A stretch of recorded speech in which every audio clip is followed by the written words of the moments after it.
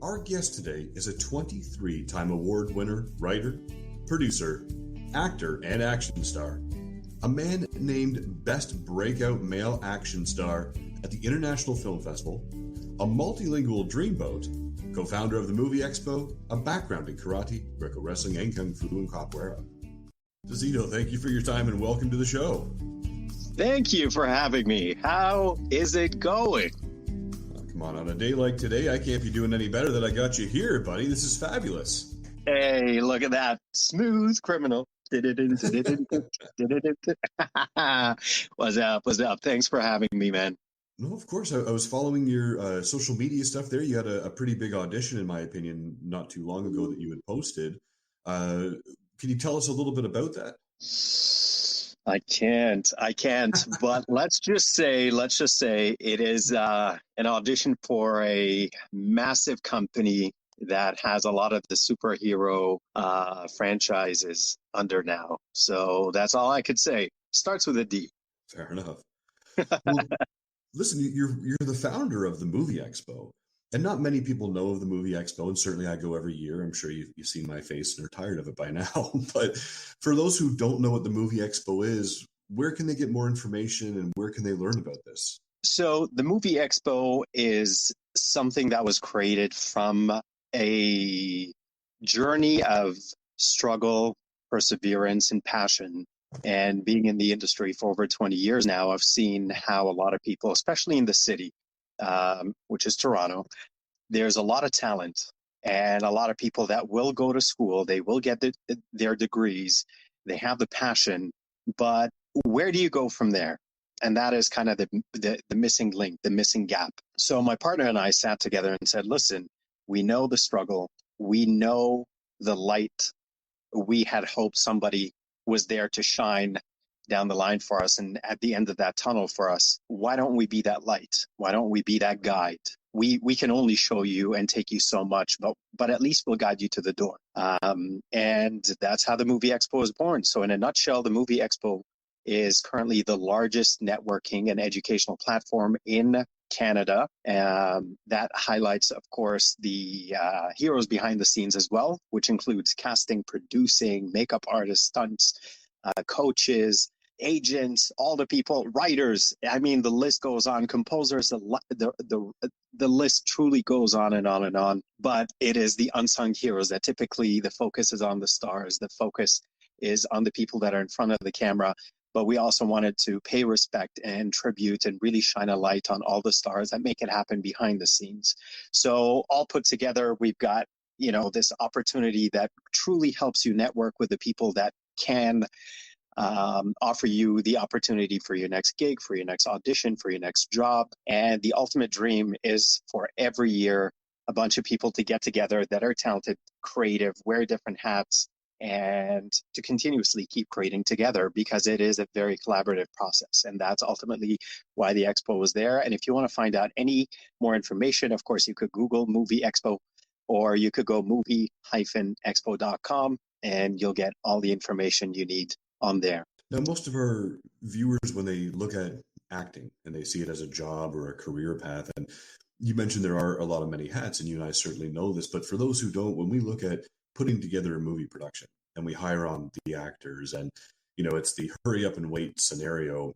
In your opinion, when we look at the multitude of hats and the multitude of jobs that are there, it's not just about acting and writing. What other opportunities, in your opinion, are at the Movie Expo that people can kind of connect with? Honestly, every single thing from A to Z, and I'm not tooting our horn, it truly is. The very first year when we had it in person before the pandemic kicked in, we had different stations and different zones. So basically, say, for example, we had one that was called the Danger Zone. And if you were curious to know how stunts worked, how rigging worked, how the special effects worked, how the training or what style to go and learn, even if you were an amateur, a brand new person that's never thrown a kick or a punch in their life, you would go to that zone and they could rig you up and you understand how it works. And you will get demos with how real fighting could be very different than real fighting, meaning on action, on camera. is very different than if you're fighting, say, in an octagon during the UFC. And if you wanted to understand the makeup, there was different kinds of makeup. So we called it the transformation way, right? And within the transformation way, because you could go in looking the way we do, and you could come out looking like you're 80 with special effects makeup, or they could add dreads on you, or they could give you scars and cuts. Or we had the guys that created the Predator mask, so we had it there, and how where the inspiration came from. So every single department you could think of had its journey and had its professionals that truly told you why they got into it, who inspired them to get into it, and how you could follow that path. And of course, the importance of it and how it's really, really, truly important. Sure, you could do a lot of stuff in post-production nowadays in editing, but how much easier would it be if a lot of the stuff was done in reality or on set, so it saves you some time in editing and in post-production, and of course you don't have to deal with the typical we'll fix it in post, right? So it's really, really, really awesome for anyone that truly was looking to get into music, looking to get into writing, into casting, even into training the professionals, how they get fit. Say, for example, we had Thor and Rocky's trainer. Right, he was there, and he's like, "This is what I did for Rocky, which was different for Hemsworth, which was different for Bruce Willis for Die Hard." And then I worked with Affleck as a completely different way, because these guys wanted to lean out, he wanted to bulk up for Batfleck, and this is his sleep pattern, this is the test he had to go through, this is his nutrition. So those are truly the people that make it happen for the screen, and really we just sit here and we take it for granted. We're like, oh man, look at him, he looks amazing. But you totally forget that for Superman, for Iron Man to be really impressive, who came up with the costume idea and how many tries did it take, and who made this suit fly or float or pulsar rays, or whether it's a laser from the eyes. It would be extremely boring if you didn't have the respective teams and departments taking care of their jobs and being professionals at it.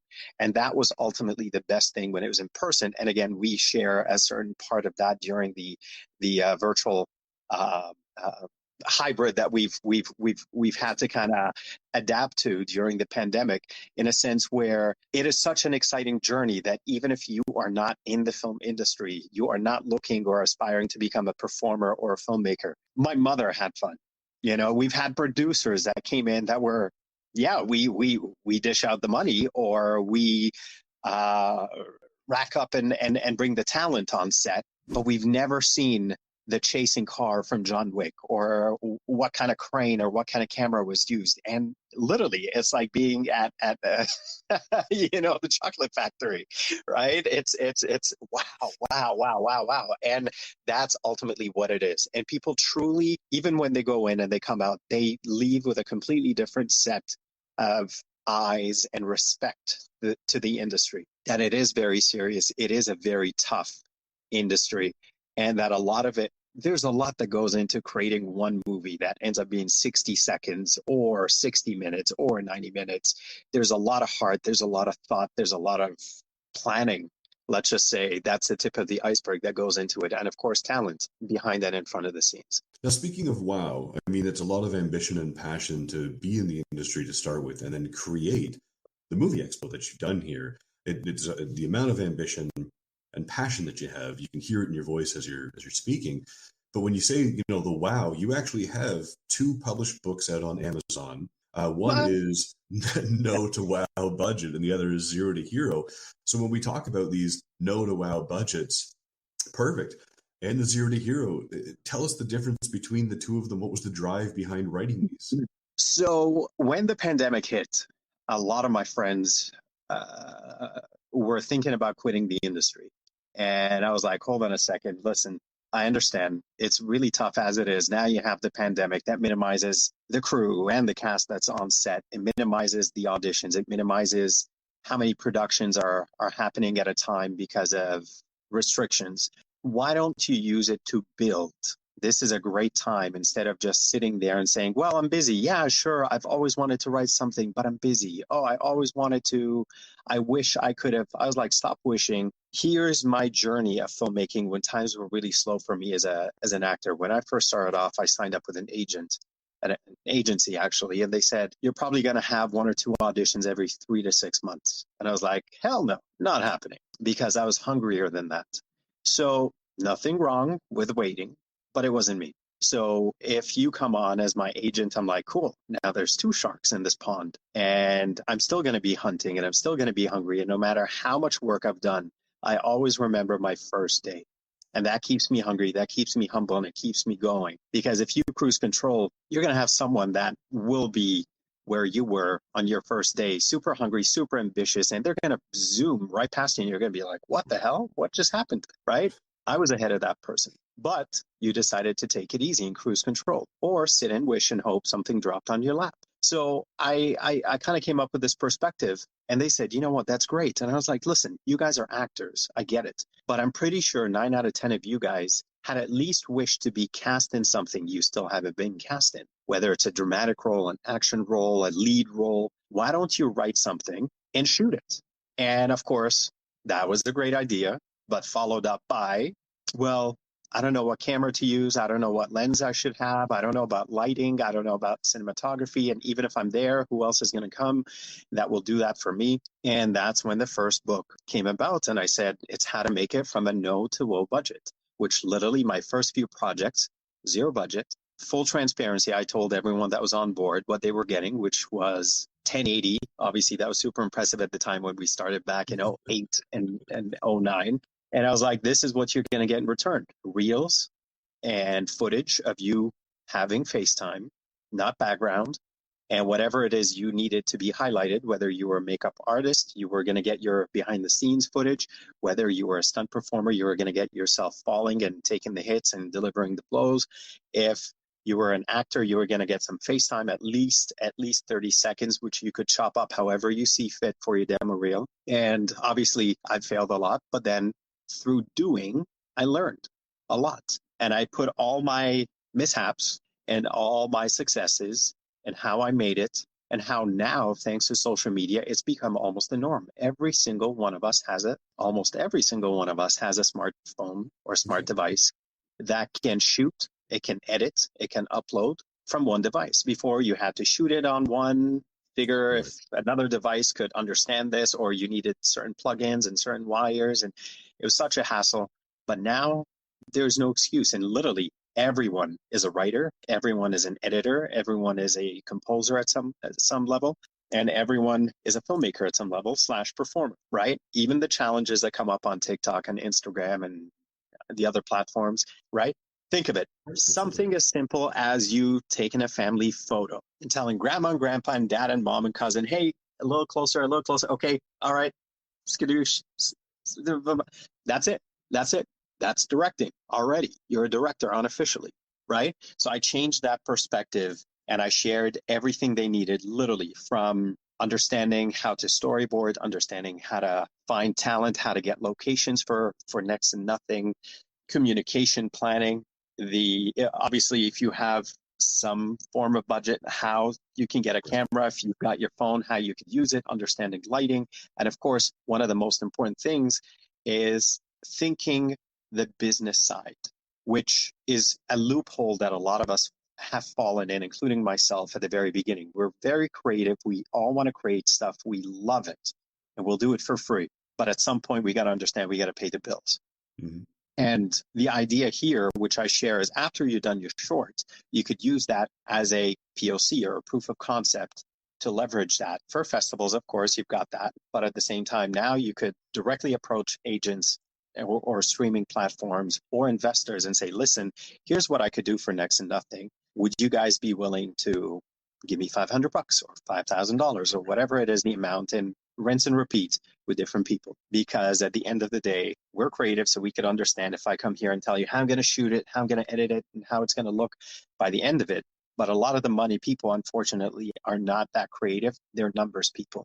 And it's just like anything else. They want to see the potential. And that kind of breaks it down all in here with a few bonus free softwares that you could use, whether it's writing, editing, cinematography, color grading, all that kind of fun stuff. So it's all in here, and that's kind of how this was born.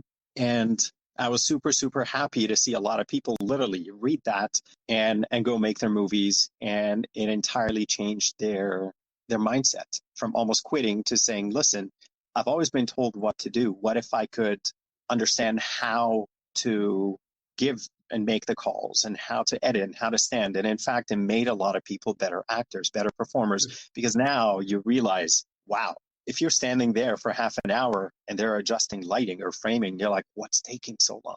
When you're on the other side, you get it. And you understand why. If someone's like, all right, just hold it there. And you go reach for something, you come back, you're here. And it's a completely different focus now. And you understand that. So it makes you better, makes you sharper as a performer overall. So that's the first one. And then the second one over here, a lot of people wanted to get into action. And that's why I called it Zero to Hero. And it breaks it down in a nutshell from understanding what works in real life, what works for film, similarities, differences, safety for guns, safety for weapons, how to capture it, how to shoot it, how to edit it, different styles, what's the best style, Right. Hong Kong versus Hollywood, how to edit it, quick edits, camera shake, keeping it steady, nice and clean. And it's for all levels. And it really has everything, including stretches at the very beginning. Old school, how you could do it. So if you're not flexible, don't worry. I know a lot of times people see this, they're like, well, I'm not flexible, I'm not strong enough. I was like, don't worry, that's why the book is there, or that's why you can take a class, right? So that's the story behind these two books. Now, you actually work internationally as an actor, both here in Canada, Ontario, and Toronto, and internationally. What is the biggest difference you find between acting locally and acting internationally? The workflow, I'll just leave it at that. I just really have to say it's the workflow. Meaning here you've got unions that could protect you, and you've got hours where it's kind of like, okay, well, it's been 12 hours overtime, maybe pushed to 16, 18. Over there, it's like, nope, 22. We still got to get it done. Still got to keep going. Plus, here, say pre-production, they got to build a set, and it'll take 2 weeks to build or 2 months to build. Over there, they're going to hire 2 or 3 different teams to make sure it's done within 3-4 days. And of course, sometimes you're going to have politics where it's kind of like, who built the most, or was it team 1 that established this much, and team 2, they're like, we don't care, just get it done. Right here, it's one of those things where union versus non-union, or this company's got exclusivity and that's it, nobody else could touch it, for safety, for whatever else in between that happens. Over there, it's like, go, go, go, go, go, go, go, make it happen now. And that's why they're really efficient. Now that I think about it, probably another one that helps them pump out a lot of content is in Asia, that is, they have in-house talent and crew, meaning at any point in time, say they want to come up with some kind of soap opera or some kind of show, episodic, it's really easy for them. They've got their director, they've got their producer, they've got their gear, and they've got their talent that they know that's their niche or niche, and they come out and they shoot it 7 episodes, bang it out in like 2 weeks and done. Whereas here, it's more, we got to cast, we got to find the right people. Is it going to be from US, Canada, Australia, UK, that kind of thing? And it takes a while, and callbacks. And so over there, they've got it like clockwork. So those are 2 truly very different things than the West and the East. Now, when you talk about workflow and, these callbacks, we seemingly are living in a more instantaneous world. Like, you didn't like my Instagram post or my YouTube video. And when we look at the industry, there's so many unknown factors of why someone didn't get a role. And often we're never told, hey, Taz, you didn't get the role and this is why. When you look back on all the auditions that you've done and the work that you've performed, do you recall an audition that you just didn't understand why you didn't get the role, and that type of rejection? And how do you move past that as an actor? So when you first get started in the industry, obviously you're looking at it like, okay, well, sometimes you even got to sign a contract, and for whatever unforeseen reason, something happens behind the scenes, producers or distribution or even politics. We're talking on governments and country level. So that's completely out of control. But I recall one of them where I went in for an audition, and it was for the Power Rangers, and I did really, really well. I booked the part. I had a contract signed. I had the script. Everything was good to go. And they said, we're going to fly down to New Zealand because that's where the majority of the production was going to happen, and then we were also going to get in probably 2 or 3 weeks earlier before production would start for the toys, right? So they were going to get some headshots done, some pictures and videos and motion captures and all that for these little collectibles of toys. It was way before Funkos and all that kind of stuff they have now. But yeah, so I was like, whoa, this is amazing. This is every kid's dream. This is something that truly inspired me when I was a kid. So I'd love to be part of that inspiration journey for the next generation and so on. So everything's good to go. They asked for my passport to get me a work visa to go and work there, obviously, legally. And then 2 days later, I went to pick it up, and they're like, sorry, we had to recast you. I was like, what? They're like, yeah, we had to recast you. I was like, what are you talking about? I had the script, it's signed, everything was there. And long story short, they said I was not black enough. Oh. So after quite the back and forth, I mean, everything was so professional, but I really wanted to understand what happened, why the sudden change of heart. And that was it, literally. So one of the guys took me to the side and he said, it's just because you're not black enough. And that was the last season that they ever had where the Power Rangers, really the colors represented an ethnicity. And at the time, I don't blame them because I could get really, really dark. And it's not the first time someone's mistaken my identity or my ethnic background. So by the time I went to pick it up, I looked a few shades lighter. And I had no clue that it wasn't based on skill for acting in martial arts. It was truly the number one call was that they were representing a culture or ethnicity. And I was like, wow, deep. Okay. I didn't see that happen or coming. And that was it. Right. So that's something that happened very early. And actually that also switched my trajectory from the drama side and the comedy side, which is something that I love and something I really wanted to get into initially, to getting into action, right? Because the casting director at the time, with the director and the writer, they're like, everything we've seen you do today is something we haven't seen ever, or quite often here in Canada especially. So keep doing whatever you can possibly do physically. The acting, without the action, you could do when you get older. There's no time or deadline for that. But the action, the older you get, the slower you're going to get, the more harsh the injuries are going to be. So keep doing whatever you could do now while you're still young. And it really kind of, I was like, ding, that light went on. And I was like, okay, I think they're right. I think that's what I'm going to do. And that's kind of how I became known as the action guy ever since that audition. And that's that. So yeah, so something good came out of it. I always look for the good that comes out of it, and that's that. Yep. So when we look at you being the action guy, you're actually working on a project, or recently worked on a project called Extraction. This is where you get to be the action guy again. So funny story with that is it's a film that's starring Jackie Chan and originally Sylvester Stallone, and then they went a little past the deadline of getting started because of weather complications, and then John Cena stepped up instead of Stallone, so now it's Jackie Chan and Cena. And originally they cast me as the rebel leader, so I was going to be. So my boss in the movie is Pilo Asbeck, who plays Euron in Game of Thrones, and he's kind of their kryptonite. He's kind of like the antagonist, and I play his muscle. But originally they cast me as a rebel leader. Everything's good. Booked my tickets. 17 hours before I fly out, they're like, we've got a problem. I was like, why? What is it? What is it with these last minute problems? No. So they're like, well, director loves you. He still wants to use you, but he thinks you look a little too young. I was like, dude, we've been going back and forth for 2 months. What are you talking about? What? Suddenly I aged? Backwards, that is. And so they're like, okay, we're going to have to come up with a new character. And they came up with this character called Paddock's Mercenary. So I'm basically his muscle in the movie. They're like, well, it's fewer lines, but you get to fight Jackie Chan and John Cena. I was like, done. Screw my lines. I'll do it.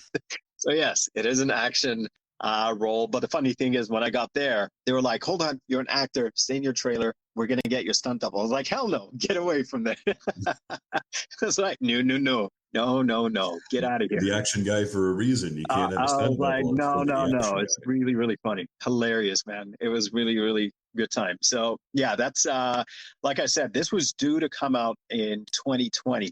And because of complications with the pandemic and COVID and all that kind of fun stuff, it pushed all the dates back. And then politics got in the way between the countries. So who knows what's going to happen, if it's going to see day of light.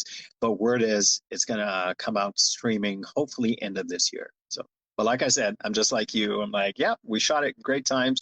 I got a stack upon stacks of pictures that I can't share. So fun times. Yeah. You got to keep me in the loop when you get information about that one coming out. The second I do, trust me, you're going to be the first to know. Well, I'm on the list for sure. I want to ask, do you lose? Can you tell Eventually. me if you lose, or we'll take it? Yeah, I mean, Eventually. you've I seen it mean, in it's Japan. it's it's such a boring story. Eventually, the hero wins. Never the villain. Ah, God. So, Eventually, yeah, yeah. with your experience, and you've set up these corporations, you've set up these events and these festivals, and you're acting, you're producing, you're writing, you're the action guy, you're doing it all. Do you prefer to be in front of the camera or behind it? Ooh. Uh, Truthfully, I love doing both. But if I had to choose one, it would probably come off as the entertainer first. I love Okay. entertaining people, making people laugh, making people have a great time, getting together. That's me. In terms of directing and doing everything behind the scenes, I truly enjoy it. And I just see it like it's two parallel things. It's apples and oranges. You can't really compare them in that sense. But I try for as long as I can to stay on the performing side, because you can really really get lost in the directing world, in a sense where you could lose yourself. And even when you put that actor hat back in, if you're on someone's set, if that director mind starts clicking and you're like, why would they start with this? Why are they doing that? What? 80K for this? Could have got it for $8, right? So yeah. I think we've all been on that stuff where it's wow, I did this on a shoestring budget and you did that for Yeah, yeah. 80K. I think we're in the wrong. Yeah. So what are you currently Absolutely. working on that you can share with us? Currently, there's a Hallmark style movie that it's actually one of five that I wrote during the first round of shutdowns. So that's moving forward and it's in pre-production right now. And then Beautiful. there's another one. Uh, I think I can share. It's called The Emotional Terrorist. That's going to be filming early fall. So we're talking late August, early September. Okay, Yeah. so a hallmark to the emotional terrorist. Yep. So that's two different ones that we're going to be working on. Fun times. Now, does the villain win in the emotional terrorist, or is that another one where they Oh, it's lose? it's it's not mine. So you're going to have to wait for that one. Fair enough. Yeah, yeah, yeah. You're going to have to wait for that one. Now, an odd question, and you'll be the first person I've asked this to. If you could portray anybody in a biopic type of film, a docudrama, if you will, who would that be? If I could portray them, or if they could portray me. No, you got to portray them. Ooh. Um, I would say Dwayne Johnson. Okay. Yeah, I'd say Dwayne Johnson because yeah, yeah, I could see that. There's lots of similarities in the early stages of our lives and kind of how it is, but also the genuine factor and truly being there for the people, listening to the people, giving the people what they want, that kind of thing. And People's idol, yeah, yeah, yeah, and also the same thing with our path in terms of the pro sports that didn't work out, but he's got his reasons, I've got my reasons. And then, yeah, so I mean, I think there wouldn't be too much acting in that. It would be from very, very true and real, honest, genuine places. Beautiful. And where can people learn more about you and the projects that you're working on? Google. No, don't believe everything you read. But so super easy. Taz Garcia or Tazito Garcia .com, and please follow me on social media, Taz Garcia Official. Make sure it's Taz Garcia Official. There's so many other accounts out there that are not me. I'm trying to get this Instagram verified. My Facebook's already verified because I do a lot of charities, and sometimes people use and abuse that. They're like, hey, yeah, I'm doing this charity. Please send me money. And then I hear from someone that they sent this account money, but it wasn't me. So Taz Garcia Official, that's my Instagram. And if you want to hop on my website, it's tazitogarcia.com. And of course, my Facebook and everything else is very easy. It'll pop up.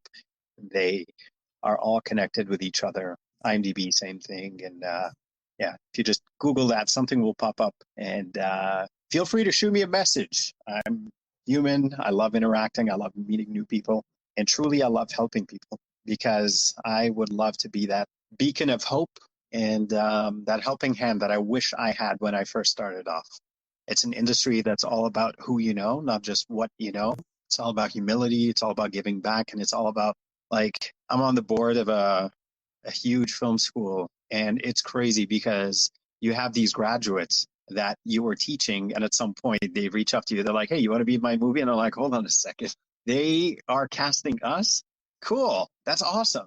You know, it's great when the student becomes a teacher at some point, right? So that's something that's truly like that full circle. And I love that. So yeah, feel free to reach out, shoot me a message. If I don't get back to you, that's probably because you've been tagged or marked as spam. So leave me a comment and let me know you left me something in the DMs and I'll check it out. But keep it PG. So that's all. So I have time for one last question for you. What makes Tazito Garcia smile? Challenges makes me smile because yeah, anytime it's kind of like, yeah, it's impossible, you can't do that. I was like, watch me. yeah, watch me. Yeah, and that's ultimately what it is, right? So yep. Well, that's awesome because I mean there's challenges in life all the time and no one is going to be chasing your dreams except for you, so you got to learn to do some running and action for sure. And if you're not going to be the first one to dive and take a chance or invest in yourself, why should anyone take a chance on you? Right? That's absolutely right.